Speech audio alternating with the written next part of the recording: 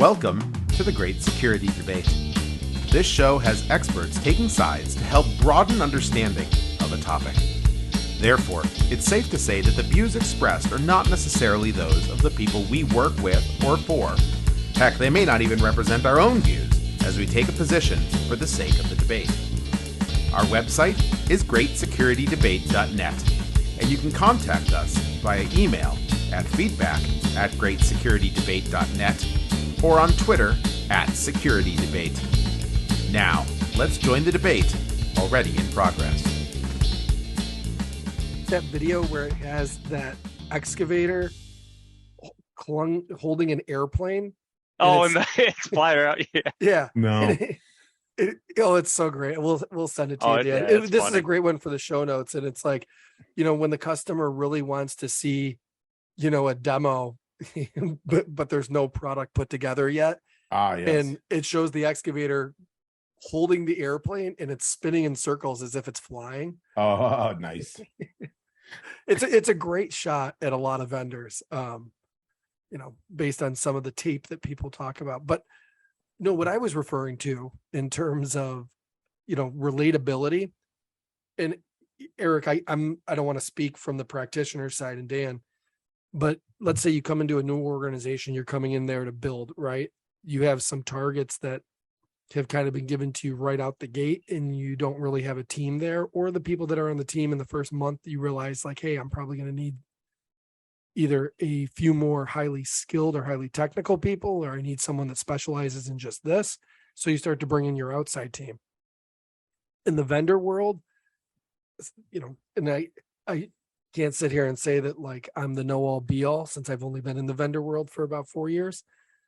But to be fair, that's 30 years in normal human years. Oh, no, absolutely. Thank you. I appreciate that.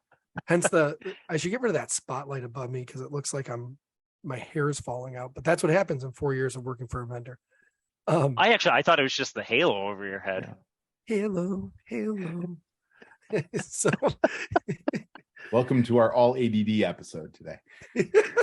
What were we talking about again? Oh. We're talking about vendor dog years. Literally.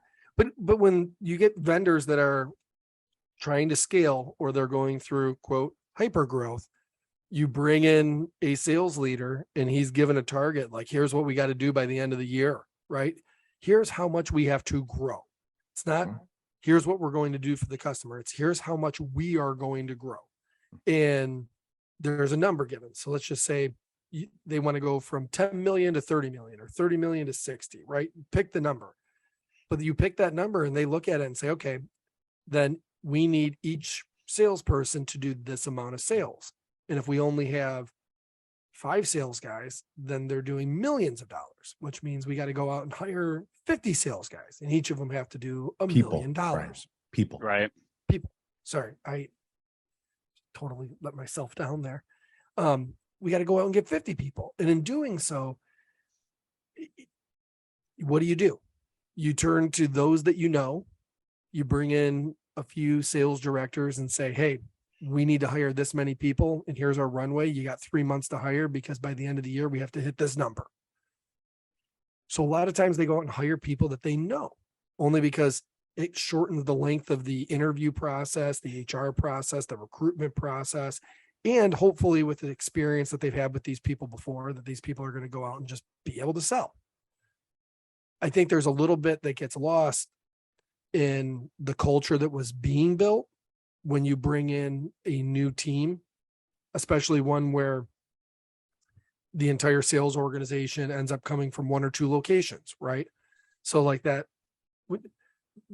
initial startup culture that you had, where the team was all working together, somewhat gets lost. And I feel I saw that, only because I worked at a company for 3 years, the initial startup culture, then the initial big growth, right? And the culture kind of remained pretty intact. And then you saw that start to shift as you start to grow, because that next level of growth where you have to double again is like twice the number of people that were hired the time before, right? And that's where things really, really begin to change. So in 40 seconds there, Brian described like 19 different topics I want to talk about. where to start. It was one of those the deck though, or One of too far back. Yeah. So, I mean, the overarching theme that I heard there is, the bring in your own, or grow organically or from within. There's kind of three paths, right? Take the people that are there and continue to grow them and nurture them into the role as needed. And I think this applies not just in that second phase of companies. I think this applies to any time you have new leadership. You have a new president in a university. They oftentimes bring in their own CFO, their own CIO, their own suite of people. And then those people bring in their suite of people. And so you start to, it doesn't just have to be at times of high growth in an organization, but I think that is a time in which you see a pretty dramatic shift. Right. But, and nor is it unique to business either, right? You see this in the coaching world, in sports all the time. Oh, yeah. New coach brings in the whole new cast behind him. Yeah. Harbaugh comes to town and half the city changes. So it's a path one. You grow them within. Take the people within, grow. You're new. You grow them. You nurture them. You evaluate them. You raise them, and you build the team you need from them. Path two is bring in the people you've worked with before, have been successful with before. Know that you can trust, or that they're autonomous. You know their capabilities right off the bat. Hit the ground running. 3, go outside. Put up an open hire. See who applies. See who you may not know. Look at the people you've never seen before, that aren't internal, aren't known to you, and are now the new. All 3 have pretty interesting paths associated with them. But I want to, before I dive into those, I want to unpack one thing that you said around the cultures, like phases of culture in an organization, especially at that growth period. And I think you're right. I think there's and Erik, I think it's someone you work with who also made this point to me a few years ago. The idea that there are these arcs of how an organization lives, and the things you do in the beginning and the people types you need at the beginning are very different than those that you need in maturation, getting to maturity, and very different from those that you need when you are mature. Right. And there are some pretty wholesale changes in staffing that happen at the peaks of each of those as you move to the next arc of growth. And so I think there's some of that goes along with the description that Brian made. So I think there's a couple of things in there, and I want to make sure we tease them out and look at them different. But let's start with, you're a new CISO, you're a new director of sales, you're a new CFO, come into an organization. What are the pros and cons of bringing your own team in right from the beginning? The pros and cons? You take the pro, Erik. You take the con, Brian. I'll take the pro. So bringing in our own team. So this goes back to, I look at this, what are the goals of the organization? What's the time horizon that we're trying to shoot for? Is this kind of there's an immediate risk, you need a turnaround job, you got to go right now?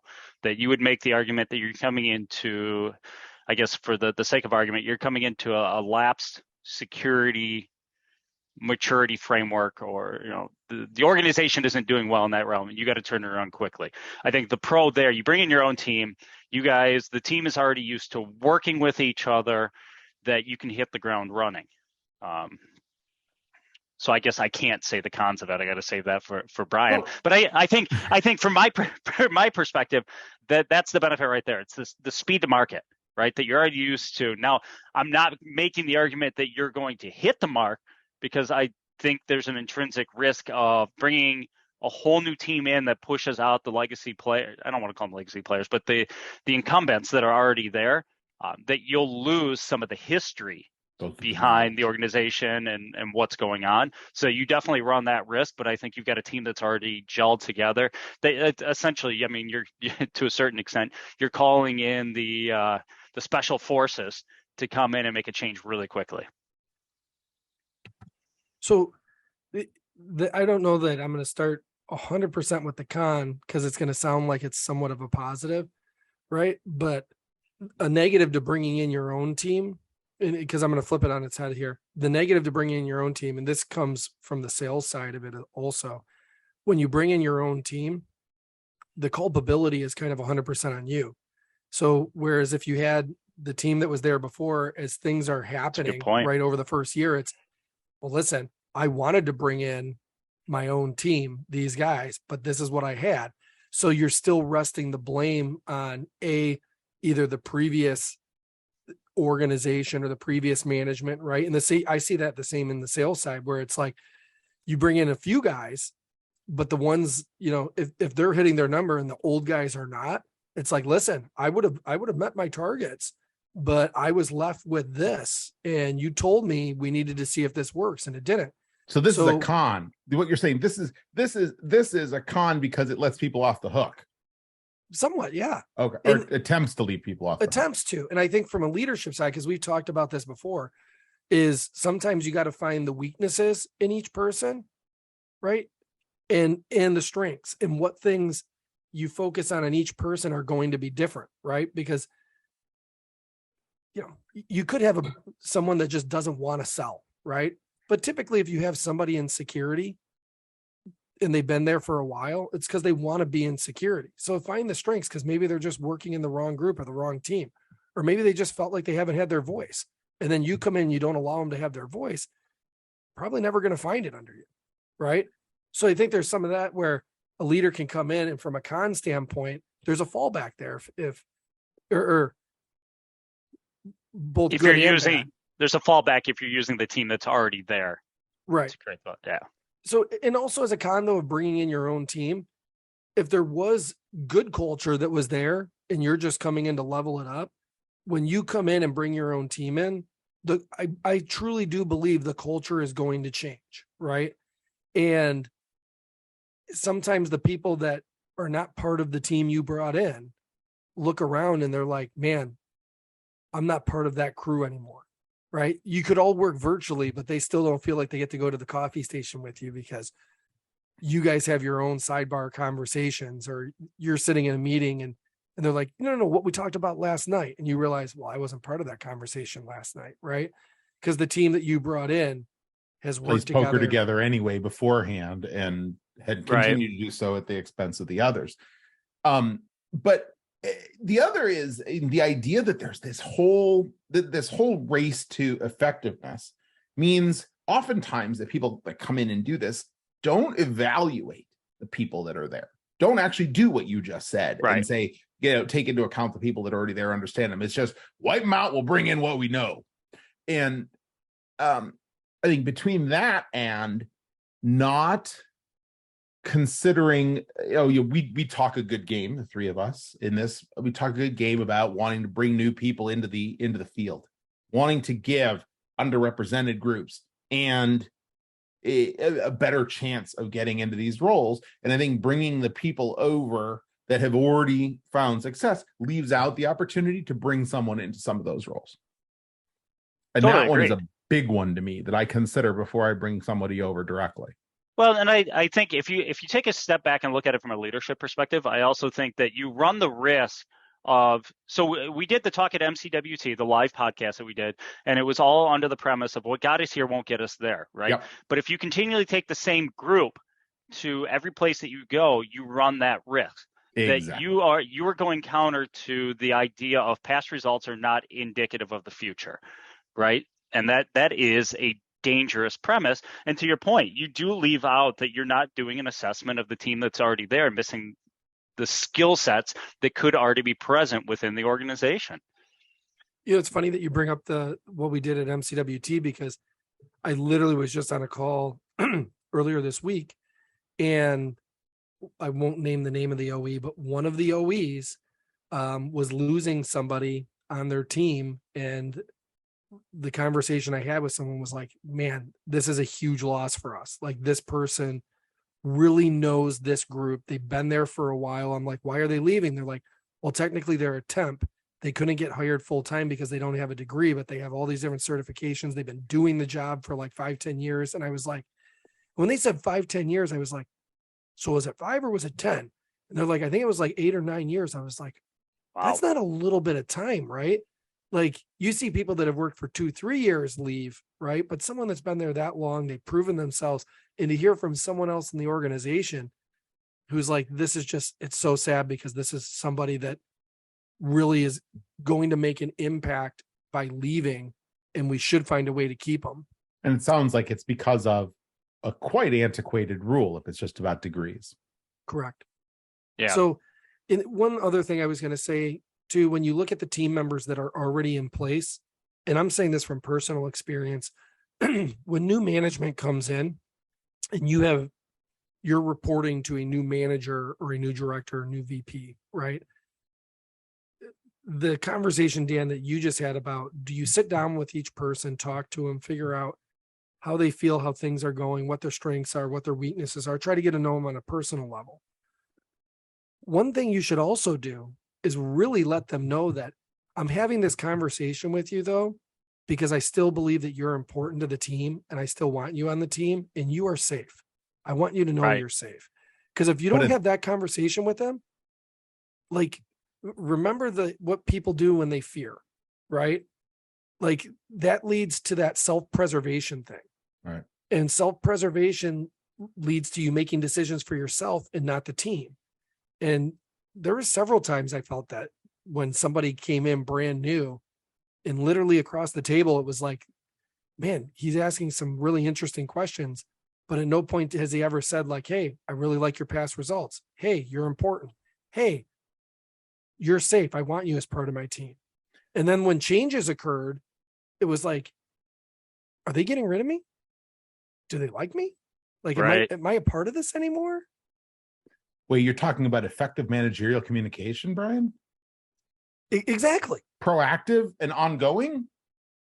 But I think that's anywhere you go. So Erik, if you walked into a new team, right, and you had a similar experience, I would imagine when you first came to American Axle, when you showed up there, you have a team of people in place, and the first part of getting to know the strengths of each person is talking to them, right? And how you communicate and communication. And actually, Dan, I'm not trying to steer this, but I literally just had a conversation with someone that was like, you know what? Why is communication not something that's taught when we're going through grade school or going through high school? Because the people who run grade schools and high schools are the worst communicators of them all, as experienced by a local district and the lead up to the start of school. I'll just leave it at that. They don't teach it. I'm hearing a story they behind don't know that. it. So this was a great, and this conversation stemmed from something that was on LinkedIn that a CEO wrote and said that looking back on his career, the two things that he wished he would have worked harder at was communication and public speaking. And people were like, you're a great public speaker. And he goes, for one, I've never felt that way. And it took a very, very, very long time to get there. He goes, but I look back at what I was taught in grade school. He goes, we had different dancing courses. I forget the one that he said was mandatory. He goes, but communication never was. And he goes, if there's one thing that is so important, both from parents to children, from teachers to children, right? From your boss, from your ability to talk to even the board, it's communication, right? Right. And those are those soft skills that we talk about, but maybe communication isn't a soft skill. It's a life skill. It's a core skill. Yeah. And it's funny in MentorCore, we had this could come up a couple of times, the idea that soft skills, that the term soft skills can denigrate the value of those kinds of things, and words matter. You know, we're talking about communication. Soft skills aren't actually soft. Soft skills are core. They're critical. They are the basis for everything. Connecting with people. In the same way, I am long guilty of calling non-engineering sciences the soft sciences, but they're not. They're life sciences, biology, and others are just as core. So I totally agree, though. And I think if we take a step back and pull ourselves out of just looking at security and just look at leadership in general, though, I think we see this play out all the time where this lack of communication. Look at acquisitions that happen, right? That acquisitions, you buy a company, you look at it just for the numbers. All right, we got to cut X number of the workforce for the company that we're acquiring. And what happens after that? More often than not, LinkedIn. Yeah, more often than not that you realize, oh, crap, everybody that actually had all of the knowledge from the company we just acquired just got cut. And now we're playing from a deficit, right? Because you shifted from people to just being a numbers game. And I love, there was a quote from, I think it was Steve Jobs, that was talking about this when I think it was just before he passed, and he was doing a bunch of writing that talked about there's a difference between being human and being a human. And it's a huge, huge difference. And I think that's, from a leadership perspective, that's one of the things that we need to focus on. And the core of being a human is communicating and connecting with people at the root level. And Brian, to your point, of just having that conversation. And it's interesting. So I figured, since I'm going to do a couple more quotes here, got through a couple more books, and one of them was, I think it was Power Moves by Adam Grant, which was really cool. It was a different style if you read it on Audible, that rather than just reading a book, it was actually live interviews that he was doing with some of the most, Satya Nadella. It was a lot of prominent people. And it was one of the things that was, I think it was from this book that he was debunking, is the old notion of power tends to corrupt. Absolute power corrupts absolutely. And it was making the argument, power in and of itself doesn't corrupt. All it does is bring to the surface what was already there. So I think if we look at that and change that lens, rather than being on a single person, but look at an organization, I think this is where you get that shift. And Brian, as you were talking about losing that culture, it's what do they really care about? And when you start to tease away and realize that the only thing that they care about is the revenue stream and growth and hitting some number, that's when you start to lose the scalability, you lose the culture, and you end up running into a brick wall because you've lost everything that made you great, which is interesting. So I'll add another book in there. Now I'll wait for Dan to come back and add it to the show notes. So there was another. I'm good. We're good. All right. So there was another book that I finished, Small Giants by Bo Burlingham. Awesome. So it was going through small companies that made the honest decision that they didn't want to become huge, that they were giants in their own realm, but they didn't want to go public. So actually, so Dan, this will hit home for you. Zingerman's was one of the ones that was in the case study. But it was interesting that they identified what made them great as a company. And a lot of times it was the culture. It was the way they did things, the way they connected with their employees, the way they connected with their customer base, that they recognized that if they were to scale at mass, that they were going to lose that, and they would lose who they were, and ultimately would veer off course and become just another commodity company out there like everybody else. But they made that honest decision. And I think that's one of the things from a leadership perspective that we have to keep in the back of our mind, because at the core of everything great is people. And this goes, when you go back to the con part, Erik, I'm going to take a look at that Small Giants, because the Zingerman's reference is so interesting. And their model is based on transparency for each employee. You can see how you did the month before, the 2 months before, the quarter before, in actual metrics. Like here's why we're saying, guys, that we need to be careful, like how much we're throwing away, right? Because here's what our overall loss was in waste or in this, right? And when people talk about it, it's like, or when you say like, hey, we're going to start having a few cutbacks, right? It's like, oh, management's just trying to make more profit, right? But at Zingerman's, it was here's why we're doing it, and here's the areas where we were actually losing. Any input is great input, and that way team members could be like, well, actually, this is why it might have been higher because this happened, et cetera. So that's all great. But when you go back to con, because this was talking about the culture of bringing in your own team, right? That time period when you were talking about metrics, right, in revenue. And I kind of sent that note over last night, and I'll try to find where I found the actual write-up on it. But talking about tide, only when the tide goes out do you discover who's been swimming naked. And that was quoted by Warren Buffett, because relying strictly on revenue metrics can hide the actual performance of your team. So, and again, it goes back because you might have been brought in as a new CISO to a company because they're growing. Right. And now it's, hey, we need this role. It's not that the company had bad culture or was doing things poorly. They're just growing. Or you may be coming into a company because they just had a breach. Right.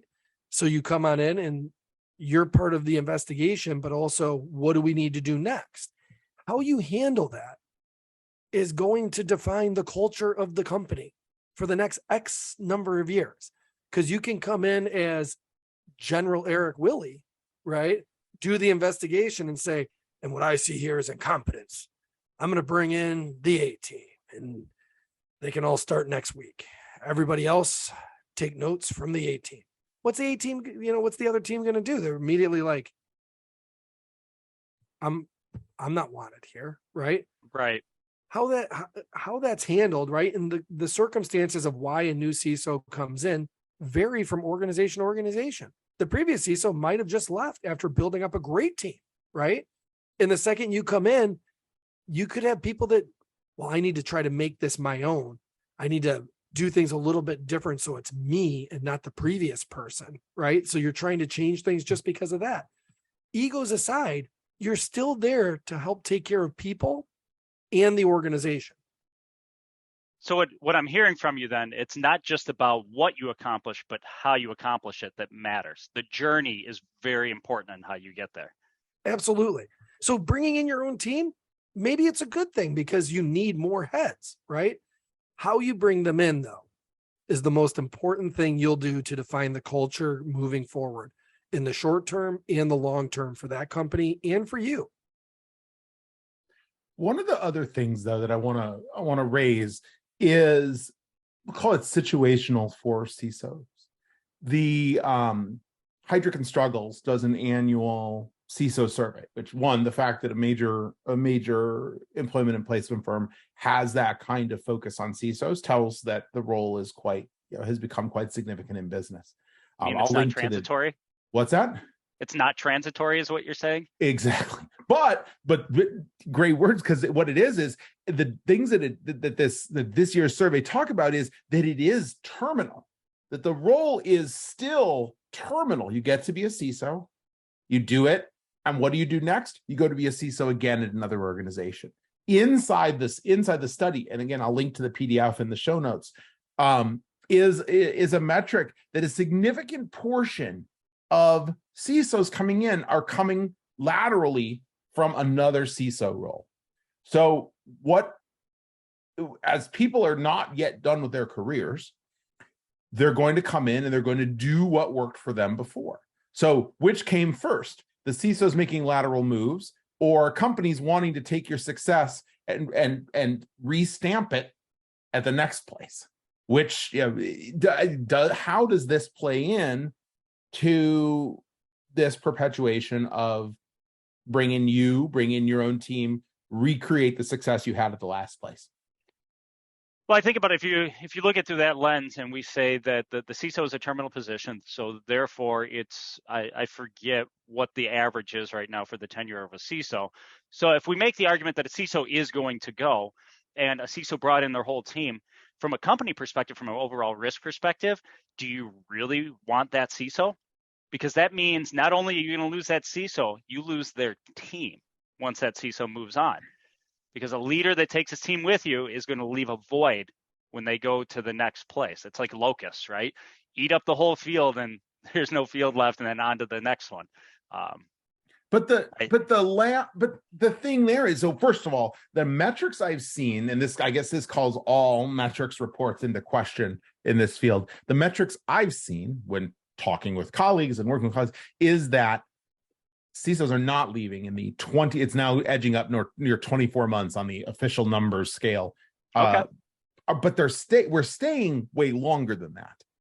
At least the ones I know. Maybe I don't know the CISOs that are jumping around every 8 months to offset the fact that most I know are 3, 4, 5, 6, 7 years in the role. Right. That said, there is, I think institutional organizations are starting to get past the idea that they're building their organization such for that kind of more increased churn that you're seeing it in every role. Dan, I was just going to throw this in. It could be from the VCISO role that we talked about and fake it or make it. Maybe they're bouncing around more and it's bringing the average down. Well, exactly. And I think it's actually due to the diversity. So those of you who listened to this episode that didn't listen to 2 episodes ago, go listen to that one on the role of the VCISO in the world and what it takes to be a CISO. But I was gonna you went right where I was going with this CISO title. Now let's take the VCISOs out of it. Even in the fully employed W-2 and its equivalent around the world type of employment structures, the people who are in the CISO roles vary widely from 25 year. And this is also, by the way, in that Heidrick and Struggles report. It's really interesting. Also helps with some salary information, what things are, where around the world. The 2021 and 2022 versions are really great. But you see this range of experience, exposure, fields, number of previous jobs, who you report to. I mean, all of this means that the title of CISO varies widely. There isn't a common definition of what it is and does. And therefore, you have those with this definition of CISO that have broad exposure across organizations, across different fields, can come in and can do what they need to do, spend a lot of time, study the things. They're likely change CISOs and then go out. And then you have others that are more run CISOs. And so those have a longer, and then you have those that are CISO because we were told we needed to have a CISO, but we don't necessarily know what that title fully entails. And those might be the ones where either the company doesn't know what they need in the role, the candidate, the person in the role, can't fill what the need of the company is, or it's so variable that that person gets frustrated and leaves. So those could be things about the churn. But either way, the likelihood, according to this, is this, and it was 64%, I think, will go on to be another CISO. So we have to go somewhere, right? So let's go to us and bring in our own team. But it's not the fact that you have a position, it's what you do with it. Do you take the teams that are there? Do you grow your own? Do you go out and hire and bring in new faces into the environment, new perspectives? So why don't we talk about that one? Oh, go ahead, Erik. I was going to say some of that probably depends, right, too, on, I mean, if we go back, and I forget which episode it was, we were talking about the Forrester report and the different types of the personas of the CISO, right? That we all have different, 6 types of CISO. We all have different areas that we perform, the different scenarios that we prefer to be in. Not all of us want to be the ones that are just going to continue to run it once it's built. Some of us are builders, some of us are runners, and I know there's more granularity to it, but I think there's a component of that. And I would venture to guess, I mean, there's nothing more behind this than just my thinking on the fly here, is that you start to see certain leadership types of bring your team stack up against some of those personas. That if somebody is coming in and it's a turnaround, it's built from the ground up, that there's probably a higher propensity of bring with you the known commodity to build up the organization, to get it stood up, and then transition on and build somewhere else. Right. But what I guess I've seen this from some organizations I keep an eye on. You have new CEO arrives, and within a year, the commentary is, oh, they are trying to recreate their last organization. And they brought 9 SVPs over from that organization, and it literally looks just like. And I feel like that happens more than I'd like to see it happen. That's like one of the worst things that happened from the era of, from the era of General Electric. And everyone looking back and saying, well, look how fast, or look how GE grew, right? In that time period in the S&P, if you invested in anybody, I think it's like over 70% of the stocks you could have invested in basically did the same, right? It was a time period of very high growth, but for the size company they were in their growth, it was, well, how did you do that? And when they went back and looked, like trying to apply SMART goals, right? Like you had all these short-term goals. It was very easy for people to come up with goals that they could reach, right? But it was those long-term goals, those stretch goals that they didn't really have. I use that as an example because the amount of management that went from GE to other companies and came in with the mentality of, well, if you need to shore up cost in the short term, we'll just fire people. All right, we can lay off X number, we'll reduce down our overhead, we'll reduce down some of our fixed costs, boom. And then the last 2 months in business surely has shown us that we've moved on from that idea, hasn't it? Right. And again, like the example from a CEO standpoint, you come in and you're bringing in, I don't want to use the word cronies, but you bring in people that you worked with before. A cohort. Cohorts. A leadership cohort. How about that? The way we've worked together before, sounds so much nicer that way. But I look back at Alan Mulally when he came to Ford, right? Alan didn't come in and say, I'm going to bring my Boeing team in with me. But Right. what he did say was, I'm going to bring my culture with me, the way I like to do things. And that's transparency. And just trying to get people to give them a report that showed some red on it, right? And just so you guys know, they don't do these reports anymore. They kind of went to the wayside because as things got better, they were like, well, we don't really need to do it. We won't report it to the president anymore or the CEO. We're just going to report it down to this level. And then from there, the maturation happened. And gently now it's like, yeah, we give these reports to managers. So what happens? It's not being fed up to this person, right? This person who really cares. That was one thing that in the Toyota investigation, and that's auto reference number 2. In the Toyota reference, when there's been more than 2, Brian. Next is ISO 9001. It's coming.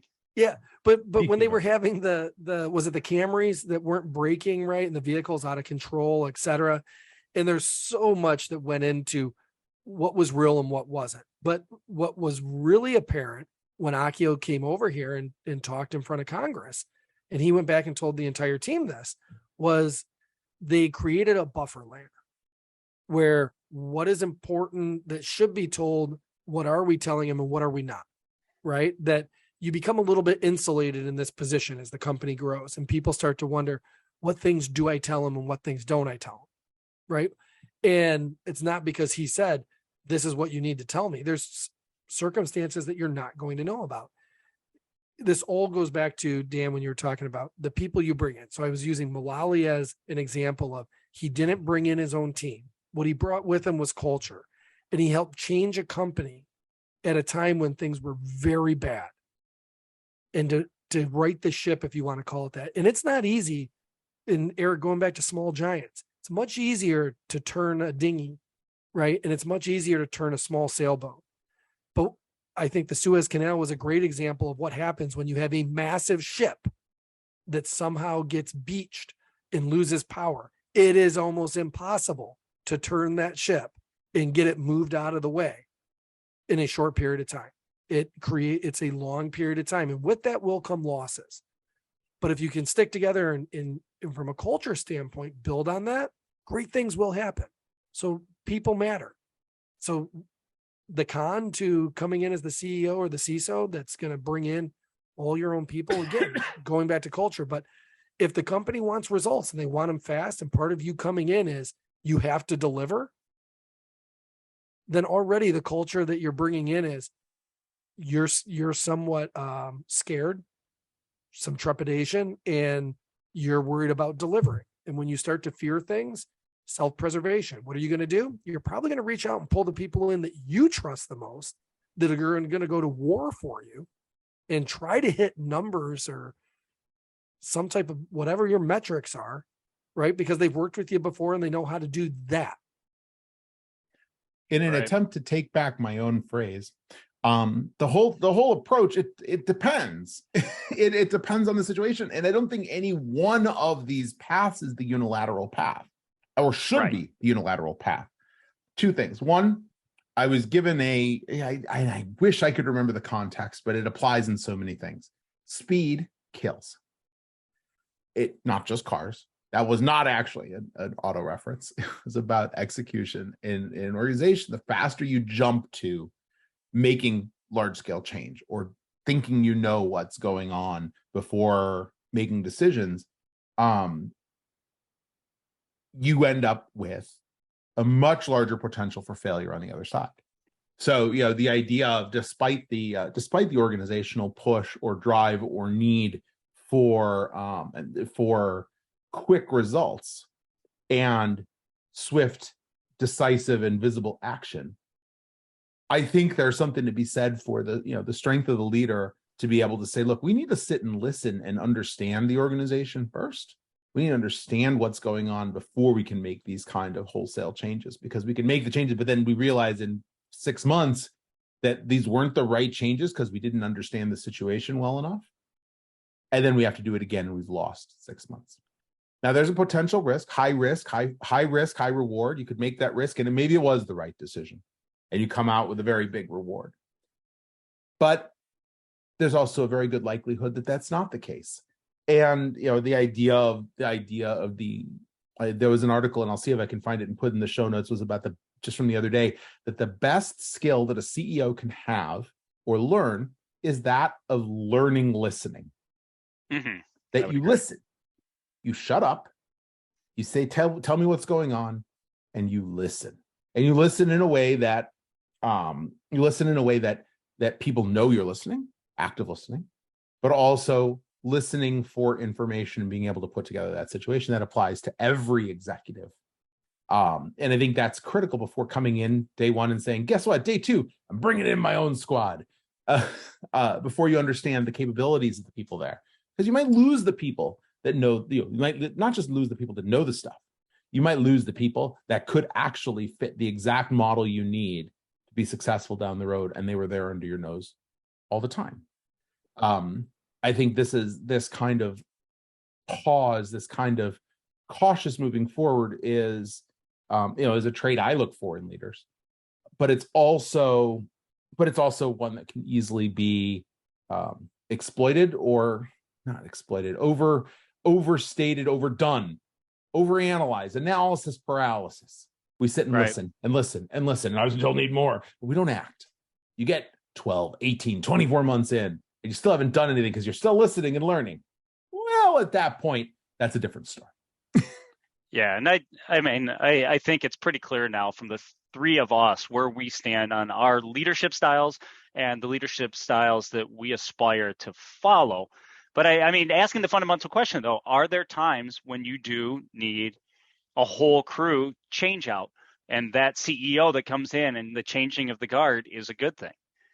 I would make the argument, to answer my own question, that there are times, and I'm going to pick on like a Wells Fargo, right? If you go back and what was going on the culture of kind of creating fake accounts, fake upsells, all of that, I think there are probably times when a message needs to be sent that the culture we have is wrong. We need to change now. You may not have that 6 months to, well, let's listen. Let's understand how we got here. No, you got to send a message now. So I think there, as you kind of started out, Dan, that it depends. I think there are those times when that may be necessary to put the paddles to the organization, give it a jolt, and go in a different direction. Got to yell clear first. Clear!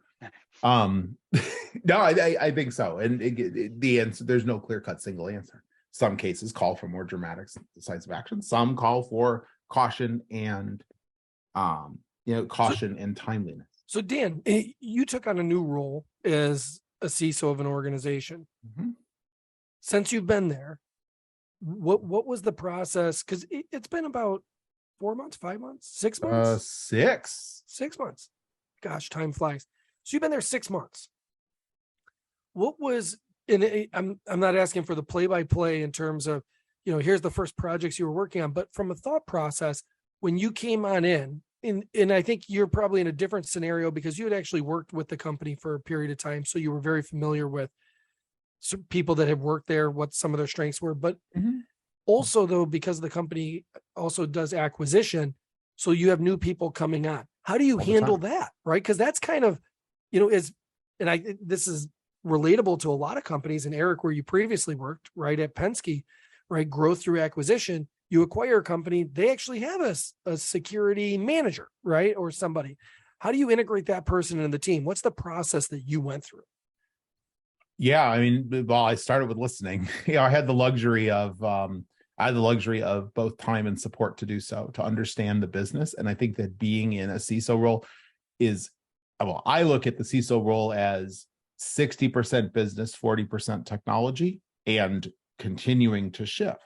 We have technologists. Luckily, we're a software company, so we have very good technologists in each of our product areas, and that most of them have had to understand security to some extent already. So I had, but how did I find this out? I talked to them, I listened, I understood, and saw where we had gaps. And where we had gaps, I brought somebody in that had worked for me before to fill one of those gaps. It wasn't something we had the ability to fill from an internal. It was a gap area. And so brought somebody in, and that's going well. But in other areas, my intent is to go out and go to the street and say, look, bring me everybody that you all know. Submit I want to see fresh faces for some of these things. When I go out and look at technologists at, cloud security architects and application security architects, other things, I want fresh views. I want certain prior experiences because I need that, but it doesn't need to be prior experience with me. I think there's a lot to bringing fresh view into the organization on how to approach things. In the same way, I like to think I brought fresh views into the organization on how to approach things. And my view, I'll never admit this to my kid though, is not always right. Oh, come on. What? I think it depends. But yeah, I love that concept of fresh views, because I think I truly believe there's something we can learn from everybody. I've always tried to take this mentality in life that every experience that you have is an opportunity to learn, right? You can either learn that, hey, I didn't like this, so I don't want to incorporate that. I don't want to be like that. I'm going to avoid that in the future. Or I did like that. I'm going to mimic this. This is who I want to become. I'm going to add that to my arsenal. It's another tool in my toolbox.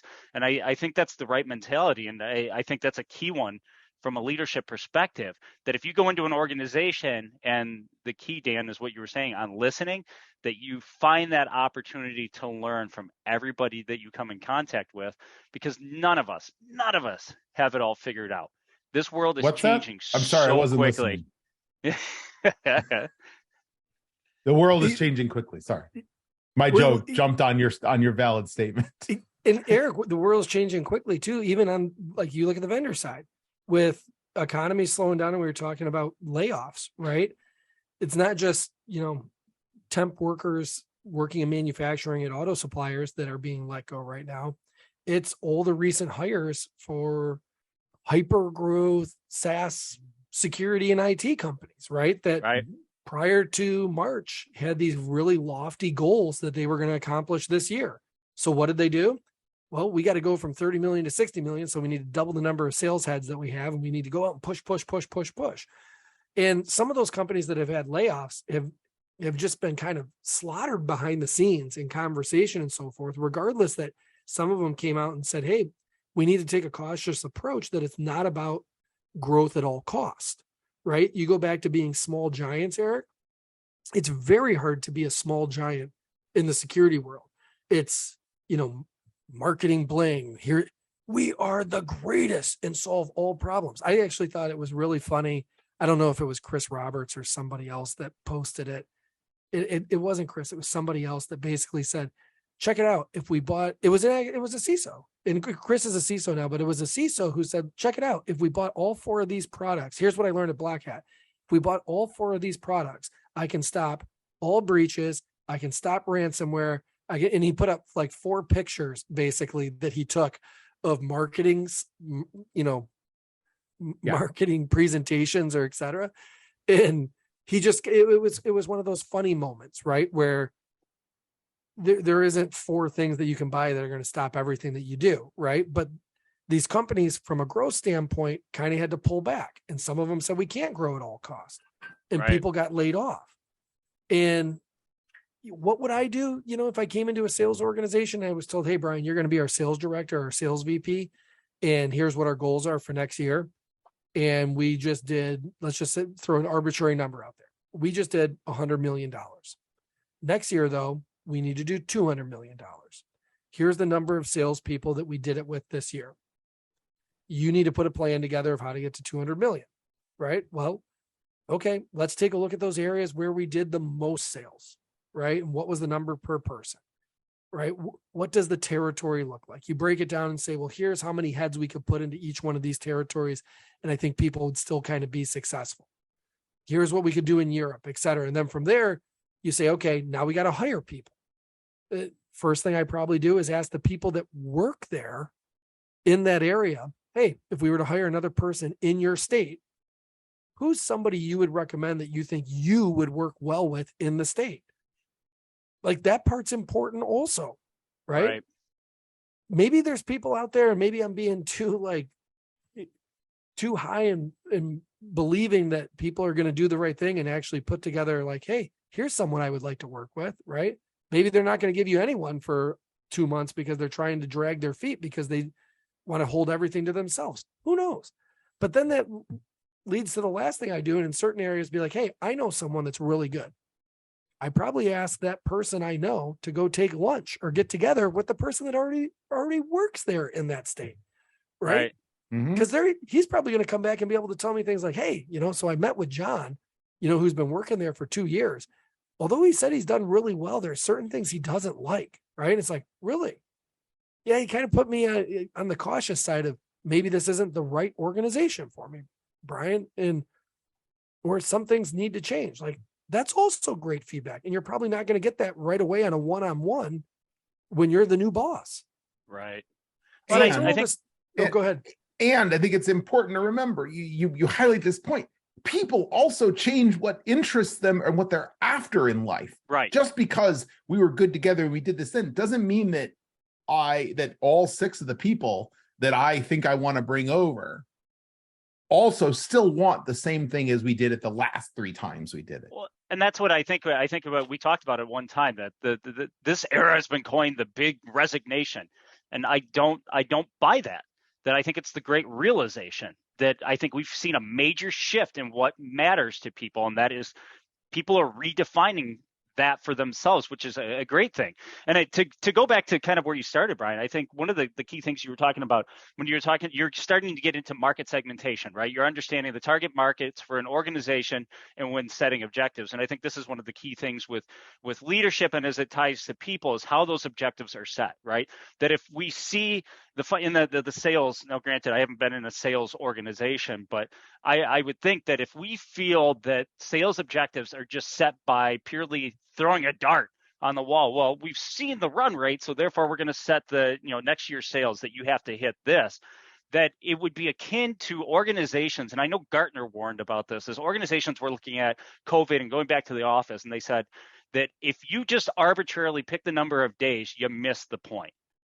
Right? There has to be something more behind it. Right. And that something more behind it is listening. It's having a conversation with the people. How are people feeling? What is the market that we can actually target? What are the numbers that are actually feasible, right? Because it's and I would imagine, Brian, this is very different that if you're looking at trying to sell into a Midwest company that from my perspective is very much about relationships and it's a longer sales cycle versus something out on the West Coast, that your numbers and your targets are going to be very different based on understanding the people that have the relationships in that market and where the numbers should be set. There's a ton of truth to that. I actually remember the previous company I was at talking to some of my guys on the East Coast, like my buddies in New York and stuff. And when we get on our own calls together, I'd be like, hey guys, turn your cameras on. And one of them joked, he's like, dude, Schneebs, you are so, you are that people person. Like everyone have your camera on. I'm like, you don't try to get everyone in your meetings to turn their camera on. He goes, dude, this is New York. Nobody turns their camera on. I go, I bet at the end of a call, if you said, hey, why don't we get everyone to turn their camera on and we'll do a quick send off? He goes, no, that's so dumb. And I'm like, believe it or not, people would turn it on. There's a little bit of personal there. Like you get to know people. And he's like, listen, dude, this is different. Right. So to your point, each area is different. I need to give one quick shout out though. While we were having this conversation, Za actually had texted me and talk about like such a perfect, segue to somebody goes into a new organization and do you bring your own, right? She joined a new organization. I didn't get a moment to actually ask her. So quick question. Did you bring a bunch of people with you to your new location? But I can't wait to have the conversation because I said I was actually on with you guys recording and she goes, oh my gosh, tell Dan and Erik I said hi. She goes, just so you guys know, my husband's now a listener too. I'm like, nice. Oh, this is so great, right? Shout out to Za. By the way, this is Za Gonzalvo, who was here in Michigan, now in Puerto Rico, working for Banco Popular. That's correct. Yep. Dan, thank you. I'm sitting here just throwing it out there. Like you're big with the first. Having just finished editing a few episodes, you're big with the first names. I'm going to be big with getting people those second names. Yeah, no, but Erik, totally true. In each area you go to, and I think the larger the company you go to, right, as a CISO, and Dan, for you got people in different locations, right? Whether it's over in Europe, whether it's on the East Coast and West Coast that you're working with, that also means that culturally, not just the person's culture, but from a company culture on different sides of the US and different sides of the globe is all very different. and trying to make that, all, gel together sometimes can be tough, but it's understanding those things. It's the listening, right, that help define how you go about your approach. Right. And I was trying to think, there was in the 20, 30 things I threw off in the very beginning of the episode, how to come full circle on some of them. We talked about, do you bring your own pros and cons? And I think we kind of hit on that. I don't know that we debated, one versus the other. I think it's a mixed bag given the scenario you're walking into. We also kind of talked about the difference between vendor organization versus an enterprise CISO role, right? Like, and I think that also is relatable to the fact that CISOs deal with vendors all the time. So as you watch a company that you are working with grow, you personally get to see the culture change and who you're working with, right? Right. And I also think, go ahead.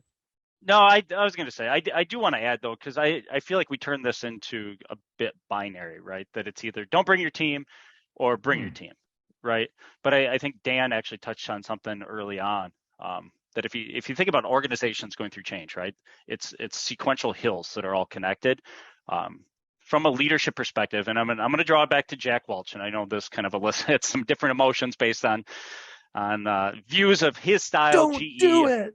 Yeah, and the one of the comments that he made about get the right people on the bus. I do think that we do have to keep in context of where the organization is going, that if the wrong people are on the bus, you need to it's doing them a disservice. We're dragging them along the way in a bad environment that's not suited for them. There is a leadership perspective that if somebody's not fitted for where you're going, that to help them transition is a key part of leadership. And we've got to make sure that we focus on that. And I should also say that I'm not anti Jack Welch, right? Because I think some of his philosophies, and just like what you just said, are right. The context that people have used GE as the example, right? Yeah. And pull, things get lost in interpretation, right? And this is how people begin to interpret it. The same thing, not, how people interpret certain religions. It's the same thing. Like they take this and they say, hey, this is the playbook. And then it's how that playbook gets interpreted and how people then, but at the end of the day, it does come down to scenarios, circumstances, people. I even admitted that if I was put in place as a VP, there's part of me that in different locations, I would be trying to bring in people I know that have done a good job, right? People I believe I can trust. The first thing is making sure that the people that are already there are comfortable with the people you're bringing in to an extent, right? That these cultures fit. Because the worst thing that could happen is you bring people in, you have a culture clash, and instead of hitting your numbers, now neither are, and people are pointing fingers. And then that really points back to you. I've always looked at it, if you're bringing in somebody that you already know, that it's a conflict of interest if you're doing part of the interview process, right? That from a leadership perspective, you almost have to recuse yourself, and then it's up to the team. If it's a fit with the team, then they are making that decision. Here's the scary part there, Eric. If I'm on your team and I already know this person's a friend of yours, because I've been told by 5 people, when I do the interview, this is a rubber stamp. Yeah, this is an example. Oh, go ahead, Dan. Continue. I interviewed someone at a previous location, and when I came back and said this person wasn't good, I was not invited to any future interviews. I think that speaks more about the person who didn't invite you back than about you. Quick round robin, because we're just about out of time. In that case, do you tell people that this person is a relation, a friend, or a previous colleague when you have them interview your candidate? Erik? I would. Because from my perspective, I would rather be fully transparent, because I feel like if it's found out after the fact, it's going to look like I withheld pertinent information, and that reflects badly. Brian? But then, so it's a double-edged sword. Then when people know that, they're like, oh, this is Erik's guy. And if I don't give him the stamp, if I'm one of the 2 people that have to do kind of the yes, we can work with them, I still would tell them, but I tell them, hey guys, this is somebody I know. This is where I think he's got, some strengths. This is where maybe he's got some weaknesses where you guys have some better strengths. Feel it out. Let me know your overall thoughts. right? But make sure they feel safe, that whether they say yes or no, knowing when they go into it feeling safe in it, it's like, okay, like if I don't really like this person, I can let my boss know, like, this is why, right? Boss or colleague or somebody else. I'm of two minds. The scientific mind of mine says double-blind studies work for a reason. Nobody should know all the things, but then I'm also a transparency person. So I generally let all people know I have a previous relationship, I have previous work with this person, etc. And with that, we've come to the end of another great security debate. Thank you, Erik. Thank you, Brian. And thank you, listener. We really appreciate you being here. We also love your feedback. Email us feedback@greatsecurity.debate.net. You can find us on Twitter @SecurityDebate. You can find our YouTube channel. Yes, we have YouTube. If you want to watch the faces I make as Brian makes yet another automobile reference, or Erik quotes yet another book, or the faces they make when I interrupt them with a joke that isn't really funny. You can find us on YouTube by searching Great Security Debate. Give us a subscribe, give us a like. I'll be that YouTuber. Yes, like and subscribe, like and subscribe. Thanks for joining us, and we'll see you again soon on the next Great Security Debate.